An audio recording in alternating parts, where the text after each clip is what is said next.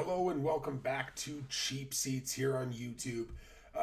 Yesterday we actually made our first long form video breaking down breakout players from the NFC East. Today we're going to be jumping right back in with the NFC South, which is near and dear to my heart as a Tampa Bay Buccaneers fan. And we're going to get kicked it off right away with the Atlanta Falcons. And the Atlanta Falcons are a really interesting team because obviously just loaded with young talent. Drake London, obviously what Michael Penix, I believe, is going to be capable of doing. An improving defense, although there's still a lot of work to be done there. And an interesting amount of depth through their last few drafts. The breakout player for me, and I think for me it's less about the capability of the breakout and more about whether or not this player will pop because they need him to. Because the talent is outrageous. Because the skill set is overwhelming. And for me, that player is Kyle Pitts. Kyle Pitts, whether I believe he is the breakout player or whether I just know he needs to be to offer them another true weapon on the offensive side. Because they have Bijan and they have Drake London.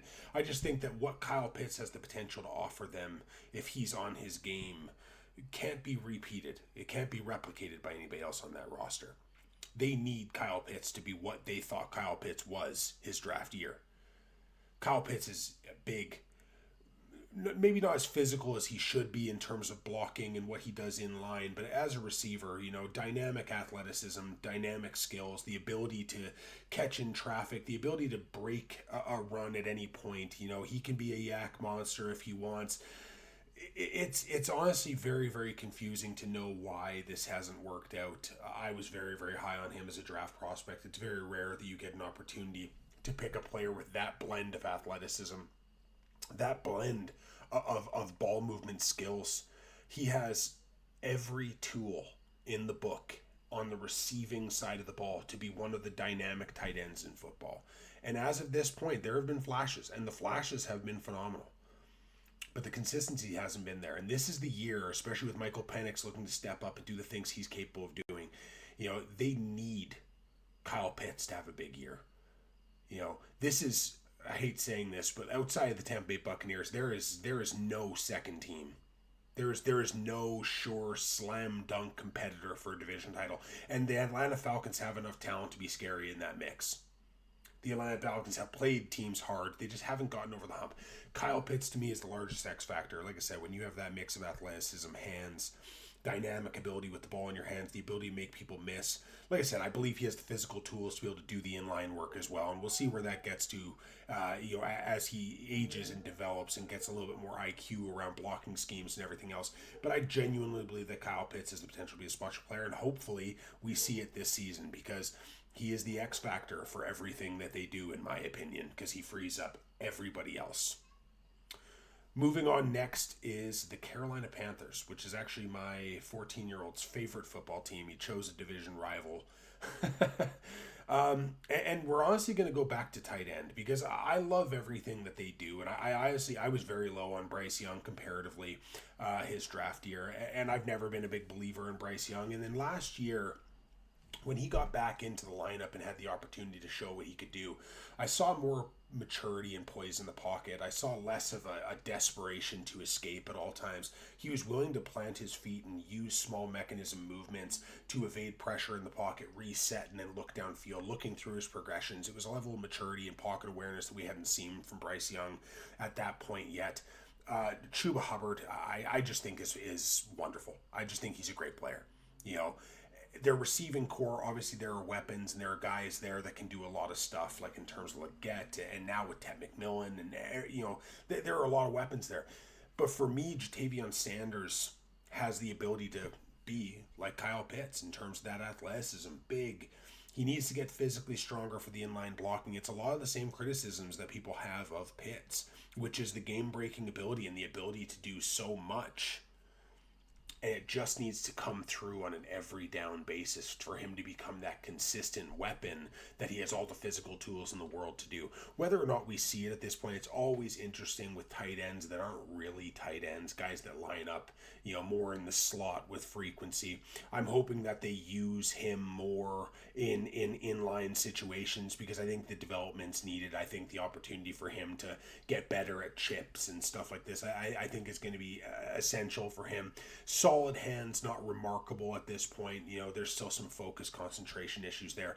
But in terms of the physical skills, the speed, the dynamic attributes, the ability to put his foot into a ground, make a cut, a burst, explode, and get off, it's all there, and there's no real reason why he shouldn't end up having a year where he just pops. And this was a guy that I was very high on in the draft last year. I had him, I believe, ranked in the middle of the second round. I think he was the third or fourth tight end ranked for me. I liked the tight end class in last year's draft for the most part. And I think this is the year where, unfortunately, as an NFC South fan, where I think that it all clicks for him, and I think that it's going to click for Bryce Young, and I think that between that kind of core five on the offensive side of the football, they have a lot of potential to do a lot of fun things in terms of putting up points. What the defense is, how the overall success is, we'll see what that ends up becoming. I'm lower on that side of the football, but I think that this could be an extraordinarily fun offense if given the opportunity to execute. And I think they have the coaching staff and the offensive, thinkers on that side of the football to be able to scheme and effectively put guys in spots to succeed. And that's why I think that Jatavian Sanders is a really good option for a breakout this year. Moving on to the New Orleans Saints. This was a team where it was hard to find somebody that I genuinely was optimistic about. I looked to their running back room. They obviously have a couple good depth options. I'm not high on either quarterback. I just don't believe in it. Obviously they've got some offensive line guys that haven't totally done what they were hoping would be done, and we'll see if the depth comes into play or if some of the starters are able to kind of finally put it together. But overall, it's just not a unit I'm high on. What I settled on was Rashid Shaheed, which seems to be a popular pick for people that are kind of looking at the Saints and what they might be able to do going forward. He's dynamic. The athleticism is dynamic, and I think the hands are really good, and I think he can create separation if everything pans out. There is a lot of Jalen Waddle to his game, and I think there's a lot of ways that he can become effective because of the burst. The athleticism is so elite that I think that there is a lot of options for him to be able to be a game breaker and bust off big runs and, kind of factor into the same way that Waddle does in the Miami offense. The hesitation for me with Shaheed is I don't have faith that either quarterback can successfully get him the ball downfield. I think they're going to have to be very, very creative in terms of using short routes and some get outs and some slants to be able to open him up in space. I think that they're going to have to use him behind the line of scrimmage in the screen game and see what he can break there. I just have a hard time believing that Rattler or Shug are going to be able to get that ball downfield to him consistently in positions where he can show off what he's capable of doing. I think he is going to have a lot of dynamic plays this year. I think there's going to be a lot of exceptional highlights. But the biggest question is whether or not it's going to translate to every game, every down success, because again, for a wide receiver, you need to be able to have that guy that's going to progress in his view and be able to get you the ball downfield, especially in the case of Shaheed, where it's so game-breaking athleticism-wise. I just don't know if Rattler or Shug are going to be able to get that ball to him with consistency. So for him, it's more about looking what he's capable of doing, and hopefully they're able to scheme him in some effective ways and get the balls in his hands so he can show off some of that athleticism, because it's going to make life a lot easier for everybody else in that system when he's able to do that. So he's my pick for a breakout player. But to be fair, there's a possibility that the New Orleans Saints, Chicago Browns, or Cleveland Browns might be the two worst teams in football. So there's not a lot of optimism in New Orleans this year, I don't think, and for cause. But in Tampa Bay, there's lots of optimism. This is a team that's primed to win. This is a team that has depth across the board, and even despite the fact that David Walker with his injuries and a few other guys have been banged up. Wirfs is going to start the year down. Chris Godwin's going to start the year down. They've got some injury concerns, and they're going to have to slide some guys around the offensive line a little bit, which is one of the more, when healthy, arguably the best offensive line of football.